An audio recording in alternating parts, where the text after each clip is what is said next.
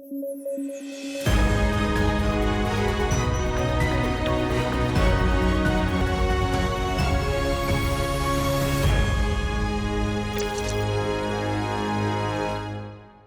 News at 9 programme में आपका स्वागत है। मैं हूं अमृत उपाध्याय। ये जल्दी से देखें आज के रैपिड न्यूज में क्या है खास।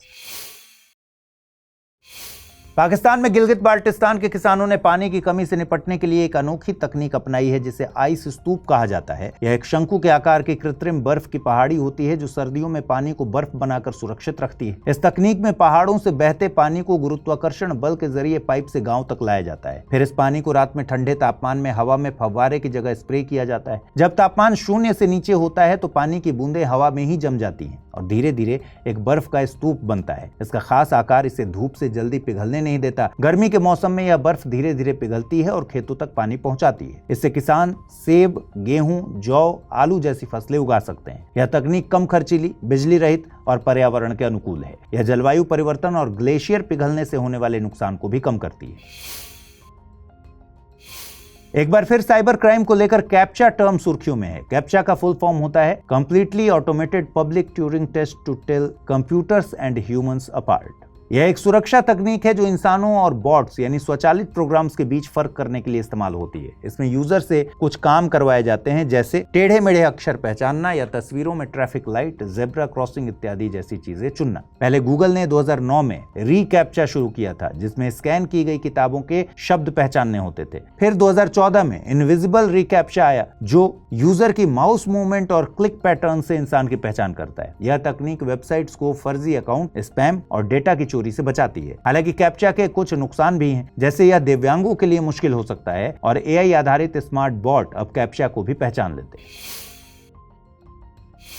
भारत 2026 तक आंध्र प्रदेश के रामबिल्ली के पास अपना पहला विशेष परमाणु पनडुब्बी अड्डा शुरू करने वाला है। इसे आईएनएस वर्षा नाम दिया गया है। यह प्रोजेक्ट वर्षा का हिस्सा है जिसका मकसद हिंद महासागर और बंगाल की खाड़ी में भारत की समुद्री ताकत को बढ़ाना है। यह अड्डा भूमिगत सुरंगों से लैस होगा जो पनडुब्बियों को छिपाकर दुश्मन की निगरानी से बचाएगा। इसमें 12 परमाणु पनडुब्बियों को रखने की क्षमता होगी और यह बार्क यानी भाभा एटॉमिक रिसर्च सेंटर के पास बनाया जा रहा है ताकि तकनीकी सहयोग मिल सके। यह चीन के श्रीलंका स्थित हम्बनटोटा और बांग्लादेश के बीएनएस शेख हसीना जैसे ठिकानों का एक जवाब है। कजाकिस्तान ने करागांडा क्षेत्र में दुर्लभ धातुओं का अब तक का सबसे बड़ा भंडार खोजा है जो कजाकिस्तान की राजधानी अस्ताना से लगभग 300 किलोमीटर दूर है। यहाँ करीब 10 लाख टन दुर्लभ धातुएं पाई गई हैं जिनमें सेरियम, लैंथेनम, नियोडिमियम और इट्रियम आदि शामिल हैं। ये धातुएं इलेक्ट्रिक वाहन, विंड टर्बाइन, डिफेंस सेक्टर और ग्रीन टेक्नोलॉजी जैसे एरियाज में बहुत जरूरी हैं। फिलहाल कजाकिस्तान के पास इन्हें एक्सट्रैक्ट करने यानी निकालने की तकनीक नहीं है, लेकिन यहाँ की सरकार विदेशी निवेशकों को बुला रही है। यदि ये भंडार पूरी तरह से विकसित हुआ तो इसकी क्षमता 2 करोड़ टन तक हो सकती है। इससे कजाकिस्तान वैश्विक बाजार में बड़ी भूमिका निभा सकता है। यूरोपीय संघ की इसमें विशेष रुचि है क्योंकि यूरोपीय संघ का लक्ष्य 2050 तक कार्बन मुक्त बनने का है, जिसे पाने में ये सभी धातुएं एक गेम चेंजर साबित हो सकती हैं। भारत के रुद्राक्ष पाटिल ने आईएसएसएफ वर्ल्ड कप 2025 में शानदार प्रदर्शन किया। उन्होंने अर्जेंटीना के ब्यूनस आयर्स में 10 मीटर एयर राइफल स्पर्धा में हिस्सा लिया। इस मुकाबले में उन्होंने 252.9 अंक हासिल करके स्वर्ण पदक अपने नाम किया। उन्होंने हंगरी के ओलंपियन इस्तवान मार्टन पेनी को हराया। यह उनका वर्ल्ड कप में दूसरा व्यक्तिगत स्वर्ण पदक है। उन्होंने 2023 में काहिरा संस्करण में भी ये खिताब जीता था। आपको बता दें कि पाटिल की ये जीत भारत के लिए इस सीजन का चौथा पदक है। इससे पहले सिफ्त कौर सामरा ने 50 मीटर राइफल इवेंट में स्वर्ण, चैन सिंह ने पुरुषों की 50 मीटर इवेंट में कांस्य और ईशा सिंह ने 25 मीटर पिस्टल में रजत पदक जीता है। हालांकि इस बार मनु भाकर बाहर हो गई। भारतीय वैज्ञानिकों ने कैंसर के इलाज के लिए एक नई तकनीक विकसित की है जिसमें कोबाल्ट क्रोमाइट के मैग्नेटिक नैनो पार्टिकल्स तैयार किए गए हैं। इन्हें एक खास तरीके से शरीर में कैंसर वाली जगह पर पहुंचाकर मैग्नेटिक फील्ड से गर्म किया जाता है। इससे कैंसर सेल का तापमान लगभग 46 डिग्री सेल्सियस तक बढ़ जाता है जिससे सेल्स मरने लगती हैं। इस तकनीक को मैग्नेटिक हाइपरथर्मिया कहा जाता है और यह तरीका कीमोथेरेपी और रेडिएशन से कम नुकसानदायक है। इसमें बाल झड़ना, थकान और संक्रमण जैसे साइड इफेक्ट नहीं होते। इसके अलावा ये नैनो पार्टिकल्स शरीर के अंदर जाकर सिर्फ कैंसर वाली जगह पर ही काम करते हैं। यह तकनीक सस्ती और असरदार इलाज का विकल्प बन सकती है। Women and main in India 2024 report जारी की गई जिसके अनुसार भारत में महिलाओं की स्थिति में कई सुधार हुए हैं। अगर कुछ आंकड़ों पर गौर करें तो स्कूलों में छात्राओं का एनरोलमेंट छात्रों से अधिक रहा है। 15 साल से ऊपर की महिलाओं की कामकाजी भागीदारी 49.8% से बढ़कर 60.1% हो गई। कुल बैंक खातों में महिलाओं की हिस्सेदारी 39.2% है, जबकि गांवों में 42.2% खाते महिलाओं के नाम हैं। इसके अलावा स्टॉक मार्केट में महिलाओं के डीमैट अकाउंट 3 साल में 4 गुना बढ़े हैं। महिलाओं द्वारा चलाए जा रहे स्टार्टअप भी तेजी से बढ़े हैं। महिला वोटरों की भागीदारी भी लगभग पुरुषों के बराबर हो गई है, लेकिन अब भी महिलाएं कम वेतन वाले क्षेत्रों में ही सीमित हैं। शेयर बाजार को लेकर बेयर मार्केट टर्म चर्चा में बना हुआ है। दरअसल जब कोई शेयर बाजार अपने हाल के ऊपरी स्तर से 20% या उससे ज्यादा गिरता है तो उसे बेयर मार्केट कहते हैं। इसका मतलब है कि निवेशक घबराए हुए हैं और आर्थिक मंदी का कयास लगा रहे हैं। इसके कारण कमजोर अर्थव्यवस्था, बेरोजगारी, व्यापार में गिरावट या अचानक फैसले जैसे टैरिफ या युद्ध हो सकते हैं। इस समय शेयरों की कीमत तेजी से गिरती है। लोग डर के कारण अपने पैसे सुरक्षित जगहों जैसे कि बॉन्ड्स में लगाते हैं और कंपनियां निवेश रोक देती हैं। नौकरी में कटौती और सरकार के टैक्स से होने वाली कमाई भी घटने लगती है। इससे बाजार और भी अस्थिर हो जाता है। इससे निपटने के लिए सरकार खर्च बढ़ा सकती है और बैंक ब्याज दरें कम कर सकती हैं। यूरोपियन स्पेस एजेंसी ईएसए अप्रैल 2025 के अंत में बायोमास सैटेलाइट मिशन लॉन्च करने वाली है। यह ईएसए का 7वां अर्थ एक्सप्लोरर मिशन है। इसका मकसद दुनिया भर के जंगलों का नक्शा बनाना और उनमें मौजूद कार्बन की मात्रा को मापना है। यह जंगलों की सेहत और जलवायु परिवर्तन में उनकी भूमिका को समझने में मदद करेगा। इसे दक्षिण अमेरिका में फ्रेंच गुयाना से वेगा सी रॉकेट के जरिए लॉन्च किया जाएगा। इसमें खास पी बैंड रडार तकनीक लगी है जो जमीन और पेड़ों की गहराई तक जाकर 3D तस्वीरें बनाएगी। इसका 12 मीटर का बड़ा एंटीना जंगल की सतह और नीचे के हिस्सों को भी स्कैन करेगा। कुल मिलाकर यह मिशन कार्बन एमिशन की निगरानी करेगा और जलवायु परिवर्तन को बेहतर समझने में मदद करेगा। यह धरती के बर्फीले इलाकों और ऊंचाई में बदलाव को भी मापेगा। आईआईटी कानपुर के एक भौतिक विज्ञानी ने मिरर के पीछे का विज्ञान इलेक्ट्रॉन और क्वांटम सिद्धांत से समझाया। दरअसल मिरर एक चिकनी सतह होती है जो अधिकतर रोशनी को वापस लौटाती है और साफ तस्वीर बनाती है। यह स्पेक्युलर रिफ्लेक्शन पर काम करता है जहां रोशनी उसी कोण पर लौटती है जिस पर गिरती है। मिरर में आगे पारदर्शी कांच और पीछे पतली धातु की परत जैसे चांदी या एल्यूमिनियम होता है। कांच रोशनी को धातु तक पहुंचने देता है। धातु में इलेक्ट्रॉन रोशनी को एक समान दिशा में लौटाते हैं जिससे साफ वर्चुअल इमेज बनती है। यानी मिरर केवल सामने की चीजें दिखाता है, यह पीछे की कोई जानकारी नहीं देता और इसमें चीजों की असली गहराई समझ नहीं आती, इसलिए सब कुछ बराबर दूरी पर लगता है। अगर आप आईएएस की तैयारी करते हैं तो आपके पास है एक सुनहरा मौका। आईएएस की संपूर्ण तैयारी को ध्यान में रखकर स्टडी IQ लेकर आया है नया फाउंडेशन कोर्स, जिसमें आपको कराई जाएगी प्रीलिम्स से लेकर इंटरव्यू तक की पूरी तैयारी। फाउंडेशन कोर्स में आपको 1000 घंटों से ज्यादा की live classes, 1-to-1 mentorship, daily current affairs, test series, CSAT की क्लासेस, प्रीलिम्स और मेंस रेजिडेंशियल प्रोग्राम और इंटरव्यू गाइडेंस प्रोग्राम तो मिलता ही है। साथ ही सबसे बड़ी सुविधा के तौर पर आपको मिलती है प्रीलिम्स पास करने पर पूरी फीस वापस की गारंटी। इसके अलावा टेस्ट में टॉप करने पर आपको हर महीने मिलेगा 11,000 रुपीज जीतने का मौका। तो तुरंत कीजिए अमृत लाइव कोड का यूज और जुड़िए सबसे कम प्राइस में हमारे बैच के गोल्ड, प्लैटिनम और डायमंड प्लान के साथ। अगर फिर भी कुछ कंफ्यूजन हो तो डिस्क्रिप्शन में दिए गए लिंक पर क्लिक कर दीजिए या फिर amrit@studyIQ.com पर मुझे मेल कर दीजिए। बांग्लादेश आर्टेमिस अकॉर्ड पर हस्ताक्षर करने वाला 54वां देश बन गया है। नासा यूएसए की स्पेस एजेंसी है। नासा ने यूएस डिपार्टमेंट ऑफ स्टेट और 7 शुरुआती देशों के साथ मिलकर आर्टेमिस अकॉर्ड का गठन 2020 में किया था। इस अकॉर्ड में कुछ कॉमन प्रिंसिपल्स निर्धारित किए गए हैं जो कि आउटर स्पेस यानी बाह्य अंतरिक्ष के सिविल यूज से संबंधित हैं। बेसिकली इस अकॉर्ड में शामिल देश ये तय करते हैं कि आउटर स्पेस में होने वाले एक्सप्लोरेशन सस्टेनेबल हों। भारत भी आर्टेमिस अकॉर्ड का हस्ताक्षरकर्ता देश है। रूस ने भारतीय प्रधानमंत्री नरेंद्र मोदी के लिए बुलावा भेजा है। दरअसल 9 मई को रूस में विक्ट्री डे के तौर पर मनाया जाता है। यहाँ ध्यान रखिए कि दूसरे विश्व युद्ध के दौरान रूस नहीं बल्कि सोवियत संघ अस्तित्व में था, लेकिन वर्तमान में रूस ही सोवियत संघ की विरासत को संभाल रहा है। विक्ट्री डे को जर्मनी पर रूस यानी सोवियत संघ की जीत के उपलक्ष्य में मनाया जाता है। दरअसल दूसरे विश्व युद्ध में सोवियत संघ ने जर्मनी पर जीत हासिल की थी। 9 मई को जर्मनी सेना ने सोवियत संघ के सामने सरेंडर कर दिया था। इस जीत की 2025 में 80वीं वर्षगांठ है। इसे सेलिब्रेट करने के लिए ही प्रधानमंत्री नरेंद्र मोदी समेत रूस के मित्र देशों के नेताओं को न्योता भेजा गया है। इस साल रूस के राष्ट्रपति व्लादिमीर पुतिन भी भारत की यात्रा पर आने वाले हैं। उन्होंने भारत का न्योता स्वीकार कर लिया है। हालांकि उनकी यात्रा की तारीखें अभी जारी नहीं हुई हैं। वक्फ अमेंडमेंट एक्ट 2025 भारत में 8 अप्रैल 2025 से लागू हो गया है। अल्पसंख्यक मामलों के मंत्रालय ने एक नोटिफिकेशन जारी किया है, जिसके मुताबिक वक्फ अमेंडमेंट एक्ट 2025 के तहत मिली शक्तियों के जरिए केंद्र सरकार ये घोषित करती है कि 8 अप्रैल 2025 से वक्फ अधिनियम भारत में लागू होगा। लोकसभा और राज्यसभा से पारित होने के बाद 5 अप्रैल को इसे महामहिम राष्ट्रपति की मंजूरी मिल गई थी। इसके बाद वक्फ विधेयक को अधिनियम का दर्जा मिल गया था। इस अधिनियम के खिलाफ कई मुस्लिम बॉडीज और विपक्षी दलों ने सुप्रीम कोर्ट में याचिका दायर की है। ये याचिकाएं मौलिक अधिकार 14, 25, 26 और 29 के उल्लंघन के चलते दायर की गई हैं। संसद से पारित कानूनों के खिलाफ सुप्रीम कोर्ट का रुख तब तय किया जा सकता है जब कोई कानून संवैधानिक प्रावधानों का उल्लंघन करता हो। सुप्रीम कोर्ट की भूमिका संविधान के संरक्षक की होती है। सुप्रीम कोर्ट यह तय कर सकता है कि कोई कानून संविधान का उल्लंघन कर रहा है या नहीं। इस अधिनियम का भविष्य अब सुप्रीम कोर्ट तय करेगा। भारत ग्लोबल साउथ का मुखिया होने का केवल दावा नहीं करता, जरूरत पड़ने पर भारत मुखिया होने की जिम्मेदारी भी निभाता है। हाल ही में भारत ने कैमरून को 1000 मीट्रिक टन चावल का कंसाइनमेंट भेजा। दरअसल अफ्रीकी देश कैमरून इन दिनों खाद्य सुरक्षा के स्तर पर क्राइसिस का सामना कर रहा है। कैमरून में खाद्य आपदा की कई वजह हैं, जिनमें से प्रमुख है खाद्य सामग्री का स्टॉक न किया जाना। ऐसे वक्त में भारत ने कैमरून की मदद की है। कैमरून एक मध्य अफ्रीकी देश है। भौगोलिक तौर पर मौजूद विविधताओं के चलते इसे अफ्रीका इन मिनिएचर कहा जाता है। यूएसए द्वारा शुरू किया गया ट्रेड वॉर दुनिया में अफरा तफरी मचाए हुए है। अभी कुछ वक्त पहले यूएसए के राष्ट्रपति डोनाल्ड ट्रंप ने चीन के सामानों पर 104% टैरिफ लगाने की घोषणा की थी, जिस पर पलटवार करते हुए चीन ने यूएसए पर 84% टैरिफ लगाने की घोषणा की। चीन द्वारा लगाए गए टैरिफ 10 अप्रैल 2025 से लागू होंगे। टैरिफ एक ऐसा कर है जो किसी देश की सरकार अपने देश में बाहर से आने वाले सामान पर लगाती है।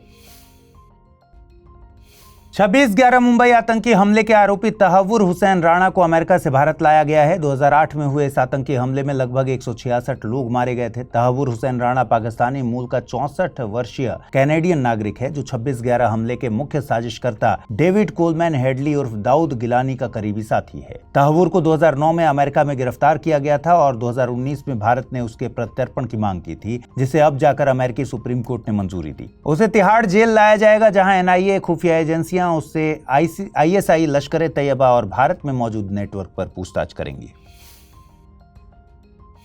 संयुक्त राष्ट्र की report trends in maternal mortality 2000 to 2023 जारी की गई। इसके अनुसार 2023 में भारत मातृ मृत्यु दर के मामले में दुनिया में दूसरे स्थान पर है। भारत में 19,000 महिलाओं की गर्भावस्था या डिलीवरी से जुड़ी समस्याओं से मौत हुई, यानी हर दिन औसतन 52 मौतें हुई। ये संख्या नाइजीरिया के बाद सबसे ज्यादा है। हालांकि भारत की मातृ मृत्यु दर साल 2000 में 362 थी, जो 2023 में घटकर 80 रह गई। यह मातृ मृत्यु दर में 78% की गिरावट है। भारत में मातृ मृत्यु दर के मुख्य कारण है प्रसव के दौरान रक्तस्राव, हाई ब्लड प्रेशर की समस्याएं और संक्रमण इत्यादि। इसके अलावा प्राथमिक स्वास्थ्य केंद्रों में इमरजेंसी देखभाल की कमी, प्रशिक्षित स्टाफ की कमी और ग्रामीण क्षेत्रों में सुविधाओं की कमी स्थिति को और खराब बनाती है।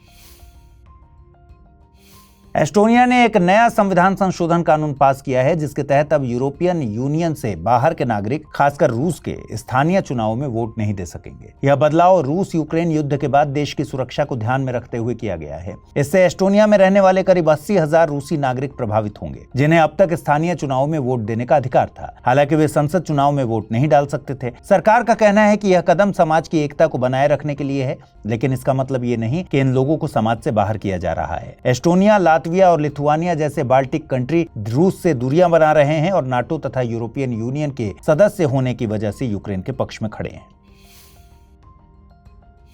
केरल और तमिलनाडु अप्रैल में मिलकर नीलगिरी ताहर की जनगणना करेंगे। यह जनगणना 265 क्षेत्रों में की जाएगी, जो एराविकुलम नेशनल पार्क के 50 साल पूरे होने का हिस्सा है। नीलगिरी ताहर केवल दक्षिण भारत में पाया जाने वाला एक पहाड़ी जानवर है और यह तमिलनाडु का राज्य पशु भी है। यह 1200 से 2600 मीटर ऊंचाई वाले पहाड़ों पर रहता है। यह मुख्य रूप से घास वाले पहाड़ों, शोलाओं और चट्टानी इलाकों में पाया जाता है। IUCN ने इसे एंडेंजर्ड कैटेगरी में रखा है और भारत के वन्य जीव कानून में इसे अनुसूची 1 में रखा गया है। एक हालिया सर्वे के मुताबिक तमिलनाडु में लगभग 1229 और केरल में करीब 827 तहर बचे हैं। इन्हें बचाने के लिए साल 2022 में प्रोजेक्ट नीलगिरी ताहर भी शुरू किया गया था।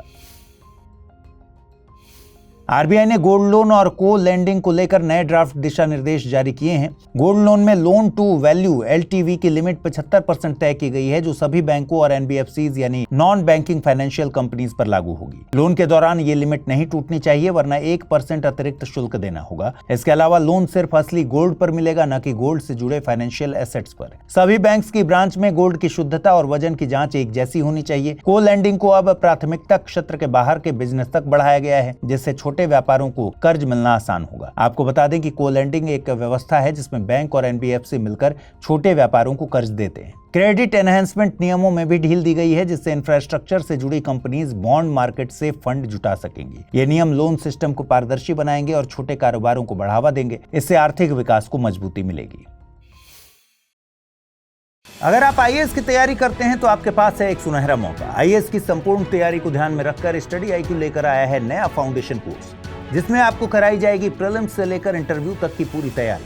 फाउंडेशन कोर्स में आपको 1000 घंटों से ज्यादा की live classes, 1-to-1 mentorship, daily current affairs, test series, CSAT की क्लासेस, प्रीलिम्स और मेंस रेजिडेंशियल प्रोग्राम और इंटरव्यू गाइडेंस प्रोग्राम तो मिलता ही है। साथ ही सबसे बड़ी सुविधा के तौर पर आपको मिलती है प्रीलिम्स पास करने पर पूरी फीस वापस की गारंटी। इसके अलावा टेस्ट में टॉप करने पर आपको हर महीने मिलेगा 11,000 रुपीज जीतने का मौका।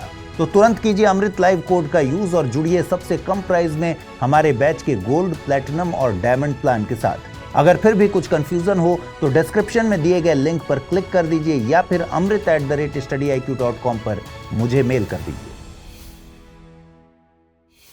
National bank for financing infrastructure and development और एनडीबी यानी न्यू डेवलपमेंट बैंक के बीच समझौता किया गया है। इसका मकसद भारत में दीर्घकालिक अवसंरचना और स्वच्छ ऊर्जा वित्त पोषण को बढ़ावा देना है। NABFID एक सरकारी बैंक है जिसे 2021 में शुरू किया गया था। इसका मकसद भारत में बड़े इंफ्रास्ट्रक्चर प्रोजेक्ट जैसे सड़क, साफ ऊर्जा और पानी से जुड़ी परियोजनाओं को फंड देना है। यह भारतीय रिजर्व बैंक द्वारा नियंत्रित होता है। यह उन जगहों पर फंड देता है जहां प्राइवेट बैंक निवेश नहीं करते।